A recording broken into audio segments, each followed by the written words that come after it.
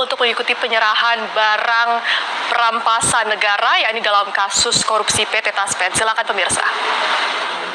Yang berkekuatan hukum tetap atau sudah inkrah perkaranya.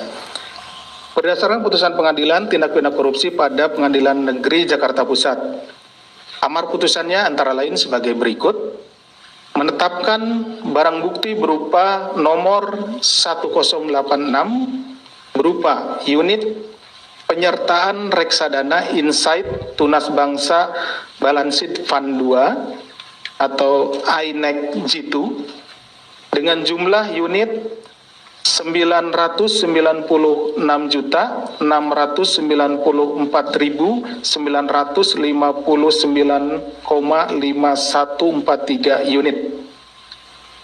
Putusannya dirampas untuk negara CQ Taspen Persero dan turut diperhitungkan sebagai pemulihan kerugian keuangan negara. Terhadap putusan akuo, jaksa telah melakukan eksekusi dengan cara melakukan penjualan kembali atau redemption untuk mendapatkan net asset value atau nilai aktiva bersih sejak tanggal 29 Oktober 2025 sampai dengan 12 November 2025. Sebagaimana fakta persidangan, perbuatan melawan hukum terdakwa Ekiawan Heri Primarianto bersama-sama dengan Antonius NS Kosasih dalam melakukan investasi pada reksadana INEC G2. Jadi ini reksadananya itu disingkat INEC G2 gitu ya, rekan-rekan. Kalau tadi nama lengkapnya reksadana Insight Tunas Bangsa Balance Fund 2. Jadi kalau INEC itu atau itu sama saja. Telah mengakibatkan kerugian keuangan negara pada PT Taspen Persero sejumlah 1 triliun. Jadi ini adalah putusan dari persidangan ya, putusan majelis hakim seperti itu. Berdasarkan laporan hasil pemeriksaan investigatif BPK RI nomor 14 LHP 21/04/2025 tanggal 22 April tahun 2025. Jadi perhitungan ini terbit ya. Jadi selama kami melaksanakan penyidikan, kemudian kami meminta BPK untuk menghitung kerugian keuangan negaranya. Nah, dari hasil perhitungan kerugian keuangan negara diperoleh bahwa keuntungannya atau kerugian keuangan negaranya yang diderita oleh PT Taspen adalah sejumlah 1 triliun. Setelah dilakukan serangkaian proses pemulihan aset oleh KPK dari perkara Taspen ini, hari ini KPK akan melakukan penyerahan kepada PT Taspen Persero.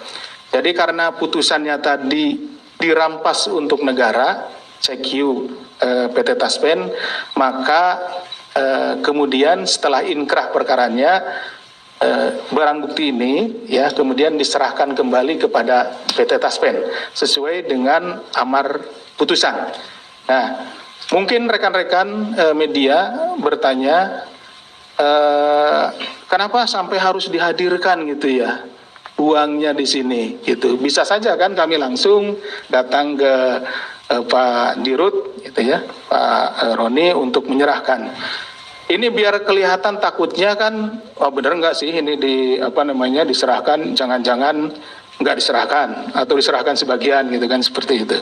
Nah ini biar juga memberikan memperlihatkan kepada rekan-rekan dan juga masyarakat khususnya bahwa uang tersebut telah diserahkan kepada PT Taspen. Karena perlu kita ketahui bahwa PT Taspen ini adalah mengelola dana-dana yang dikumpulkan dari para pegawai negeri ya, begitu ya Pak Roni, dan juga pensiunan, dana pensiunan. Nah, seperti halnya karena saya juga anak seorang pegawai negeri pensiunan Pak, dana Taspen ini menjadi sebuah hal yang diharapkan ketika orang tua saya waktu itu pensiun. Dana Taspen inilah yang kemudian menolong keberlanjutan dari kehidupan kami waktu itu, sehingga bisa digunakan untuk membuka usaha kembali dan lain-lain.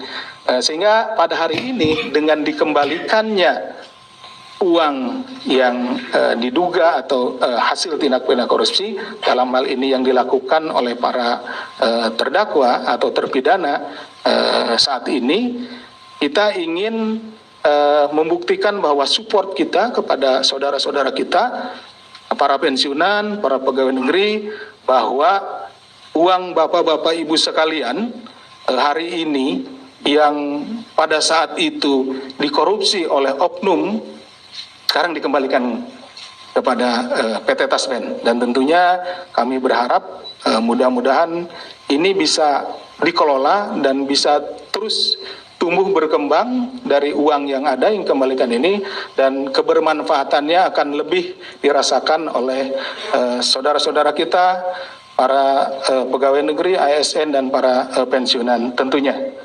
Fadlil kemarin sudah ketemu sama anak-anak di hari Jumat, bilang kalau misalnya mungkin untuk Kementerian SDM itu udah ditandatangani oleh Pak Prabowo, itu kenaikannya 100%. Itu dari Kemenkyu sendiri udah ada koordinasi untuk PNS Kementerian SDM. Itu udah ada koordinasi dengan kenaikan 100% atau menjadi 100%? Menjadi 100%, Pak. Menjadi 100% kemarin itu udah ada koordinasinya belum Pak sama Kementerian Keuangan? Itu Saya nanti nggak tahu, saya dianggarkan. belum tahu. Kalau ada surat dari perintah presiden ya kita ikut. Cuman saya belum tahu. Oh, berarti di 2026 itu belum ada ini ya Pak ya, untuk anggaran dan untuk Kementerian SDM. Anggarannya ada semua, cuman saya belum tahu untuk SDM seperti apa. Jadi belum sampai ke saya. Nanti kalau sampai ke saya jelaskan. Itu kan kerja keras ya Kementerian SDM. Kalau untuk Kemenkyu sendiri akan ada kenaikan gaji juga Mas? Kita lihat aja nanti. Kalau untuk saya gaji saya udah kegedean.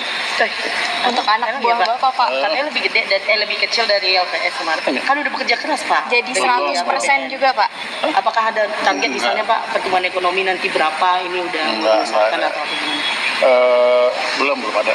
Nanti kalau pertumbuhan ekonominya bagus banget tahun depan baru kita minta Banknya itu di atas 6%. baru ya. Baru jadi 100%, Pak. Sudah karena soal keuangan.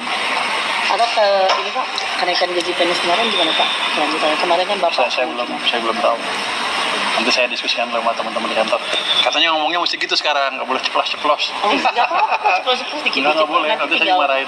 Lagi saya belum tahu yang mana, saya investigasi lagi. Oke, lagi. Pak, soal utang pemerintah, Pak, sejauh ini kan udah 9.000 triliun lebih ya, Pak. Kalau strategi dari Bapak sendiri gimana, Pak? Strategi yang pertama adalah anggarannya dibelanjakan tepat sasaran, tepat waktu, nggak ada kebocoran. Mengoptimalkan dampak anggaran ke perekonomian. Harapannya dengan seperti itu maka pertumbuhan ekonominya lebih cepat, pajaknya juga akan lebih besar, income-nya, sehingga saya bisa menekan defisit dari situ. Ke depan saya nggak tahu nih. Kalau ekonominya bisa tumbuh lebih cepat lagi ke depan harusnya sih dengan perbaikan juga di sektor penerimaan biaya cukai dan pajak, kortex dan lain-lain, harusnya sih kita bisa expect perbaikan di tax to GDP ratio. Kalau real sektor di jalan dengan bagus, seperti yang saya desain, tapi nggak langsung sekarang ya, bulan-bulan ke depan atau beberapa bulan ke depan, harusnya itu akan menaikkan tax ratio hampir 0,5-1%. Itu berhubungan dengan minimal 100 triliun rupiah tambahan tax. Jadi saya harapkan real sektor bisa tumbuh dengan effort. Makanya saya kesana sini memastikan hambatan-hambatan di sektor real bisa berkurang secara signifikan. Jadi saya kalau kesana sini bukan nggak ada kerjaan, karena saya bertaruh untuk triwulan ini paling nggak laju pertumbuhan ekonominya harus lebih cepat dibanding triwulan sebelumnya. Kita targetkan di atas 5,5%. Kalau bisa syukur. Pak, tadi Nanti lu buat takdir cabai hijau depan. kemarin udah kan, Pak? Udah. Tapi kan kamu belum takdir. Mau takdir? Boleh. Ya nanti kalau di atas 5,5 gue takdir semuanya. Ayam cabai hijau lagi, Pak. Murah ya? Terserah mau yang mana?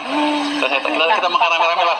Tadi Bapak konsumen Pak sudah mulai kepercayaan ke pemerintah kan sudah mulai baik Pak. Bapak melihatnya tren belanja masyarakat saat ini seperti apa sih? Apa? Tren belanja masyarakat. Sepertinya sudah membaik. Kalau lihat data dari Bank Sentral, katanya retail salesnya mulai naik. Kalau anecdotal evidence dari orang-orang di daerah, sebenarnya udah naik juga. Ada yang jual mobil, mobilnya mulai laku, jual motor udah mulai ada, permintaan kredit dan lain-lain. Sepertinya udah bergerak. Kalau saya lihat dari indeks kepercayaan konsumen kan udah naik lagi ke level yang menuju 100, dekat lagi ke 100 dibanding level yang rendah sekali di bulan sebelumnya. Artinya memang mereka melihat kondisi ekonomi mereka sekarang dan ke depan akan membaik terus. Jadi kalau optimisme sudah membaik, itu adalah landasan yang kuat untuk saya untuk mendorong ekonomi lebih cepat lagi ke depan.